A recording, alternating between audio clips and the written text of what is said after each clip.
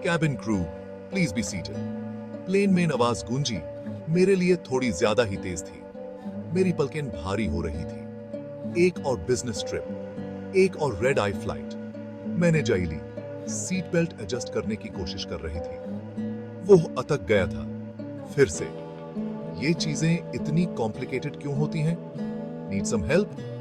एक भारी आवाज ने मुझे चौंका दिया। मैंने ऊपर देखा तो एक आदमी था, शायद 40s के आखिर में, प्यार से मुस्कुरा रहा था। सॉल्ट एंड पेपर बालों वाला एक फ्रेंडली फेस। उसने मेरी सीट बेल्ट की तरफ इशारा किया, एक नोइंग स्माइल के साथ। Happens to the best of us, वो चकल किया। मेन थैंक यू मम्बल्ड किया। मेरे चीक्स शर्म से लाल हो रहे थे। उसने बकल को एफिशिएंटली क्लिक करके लगा दिया। There you go, much better. वो अपनी सीट पर वापस सेटल हो गया। उसकी आंखों में चमक थी। टर्बुलेंस, हाँ? Always makes me a bit nervous. मैंने हान में सर हिलाया। मुझे एहसास हुआ कि मैंने फ्लाइट के हल्के से बम्पीनेस पर ध्यान भी नहीं दिया था। First time? उसने पूछा, आईब्राउ उठाते हुए। मैंने सर हिलाया। जस्ट टायर्ड, मैंने शर्मिंदा होकर स्वीकार किया। Long day. वो समझदारी से मुस्कुराया। Tell me about it. Business trips can be brutal. हमने यूजुअल थिंग्स के बारे में बात की, वेदर, प्लेन में खाना या उसकी कमी। उसने बताया कि वो दिल्ली एक फैमिली रियूनियन के लिए जा रहा था। मैंने शेयर किया कि मैं वहां एक कॉन्फ्रेंस के लिए जा रही थी। So what do you do? उसने पूछा। उसकी आंखें क्यूरियस थी। मैं एक पल के लिए हिचकिचाई। आई एम अ राइटर, मैंने फाइनली एडमिट किया। उसकी आईब्राउज ऊपर उठ गई। Really? What kind of writing? मैंने बताया कि मैं फिक्शन लिखती हूं, mostly stories about young people and their lives. वो जेन्युइनली इंटरेस्टेड लग रहा था। मेरे इंस्पिरेशन और राइटिंग प्रोसेस के बारे में पूछ रहा था। फिर आया इनएविटेबल सवाल, have you published anything?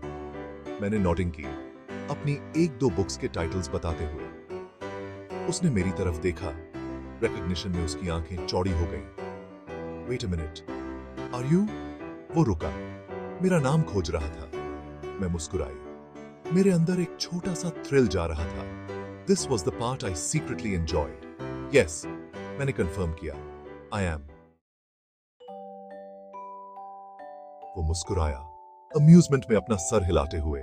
Well, I'll be. I knew you looked familiar. My daughter's a huge fan. She'll kill me for not getting your autograph. वो चकल किया, अपना फोन निकालते हुए। Mind if I take a quick selfie? For proof, you know? मैं हंसी, readily agree करते हुए। हम एक क्विक पिक्चर के लिए एक साथ स्क्वीज्ड हुए। टर्बुलेंस के साथ प्लेन थोड़ा बाउंस कर रहा था। उसके बाद बातचीत आसानी से होती रही। हमने बुक्स के बारे में बात की, of course, but also movies, music और सिटी लाइफ के केओस के बारे में भी। उसने यह भी कन्फेस किया कि उसे सीक्रेटली बॉलीवुड रोमांसेस पसंद है। डोंट टेल माय वाइफ, उसने विंक्ड किया। उसकी आंखों में चमक थी। उसने मुझे अपना नाम केशव बताया और वो एक स्कूल टीचर के रूप में काम करता था। वो अपने स्टूडेंट्स के बारे में बहुत पैशन से बात करता था। जब वो उनकी क्यूरियोसिटी और पोटेंशियल के बारे में बताता था तो उसकी आंखें चमक उठती थी। मैं खुद को उसकी जेन्युइन वार्मथ और एंथुसियाज्म की ओर खींचती हुई पा रही थी। उसकी एक कामिंग प्रेजेंस थी, एक स्टेडीनेस जो बाहर के टर्बुलेंस को बैकग्राउंड में फेड कर देती थी।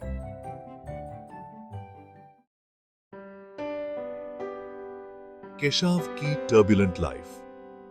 जैसे जैसे फ्लाइट आगे बढ़ी, हमारी बातचीत ने एक मोर पर्सनल रुख अख्तियार कर लिया।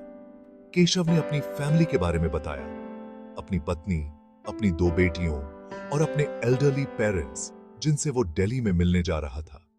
उसने फैमिली की परवरिश की जॉयज एंड चैलेंजेस, अपने बच्चों को बड़ा होते देखने का बिटर स्वीट फीलिंग के बारे में बात की। फिर उसका टोन थोड़ा बदल गया। उसकी आवाज में उदासी झलक रही थी। उसने बताया कि उसकी बड़ी बेटी को रिसेंटली एक क्रॉनिक इलनेस हो गया था। उसने उस डर और अनिश्चितता के बारे में बात की जिसका सामना वो एक फैमिली के रूप में कर रहे थे। आगे ट्रीटमेंट्स और हॉस्पिटल विजिट्स का लंबा रास्ता। मेरा दिल उसके लिए दुख रहा था। मैं उस दर्द और चिंता की कल्पना नहीं कर सकती थी जिससे वो गुजर रहा होगा। मैंने ध्यान से सुना, कंफर्ट और सपोर्ट के शब्द कहे।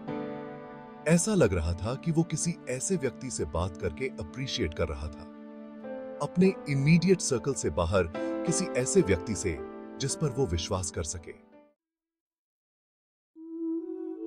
नए पर्सपेक्टिव के साथ लैंडिंग। जैसे ही हम दिल्ली में उतरने लगे, मुझे इस अनएक्सपेक्टेड मुलाकात के लिए ग्रैटिट्यूड का एक अजीब सा एहसास हुआ। एक रूटीन फ्लाइट के बीच मैं किसी ऐसे व्यक्ति से मिली थी जिसने अपनी काइंडनेस, अपने ह्यूमर और अपनी शांत शक्ति से मेरे दिल को छू लिया था। हमने नंबर्स एक्सचेंज किए, इन टच रहने का वादा किया। जैसे ही मैं प्लेन से उतरी, मुझे एहसास हुआ कि जिस टर्ब्यूलेंस से मैं शुरू में डरती थी, वो अपने साथ एक अनएक्सपेक्टेड गिफ्ट लेकर आई थी। एक रिमाइंडर कि सबसे ऑर्डिनरी जगहों पर भी ह्यूमन कनेक्शन में अपलिफ्ट और इंस्पायर करने की शक्ति होती है। जो थकान मुझे पहले महसूस हो रही थी, वो गायब हो गई थी। उसकी जगह पर्पस की एक नई भावना ने ले ली थी। केशव की कहानी मेरे साथ रही, एक मार्मिक याद दिलाती है कि हर कोई अपने इनविजिबल बर्डन्स को ढोता है, और कभी-कभी उन बर्डन्स को थोड़ा हल्का करने के लिए बस एक काइंड वर्ड, एक सुनने वाला कान ही काफी होता है।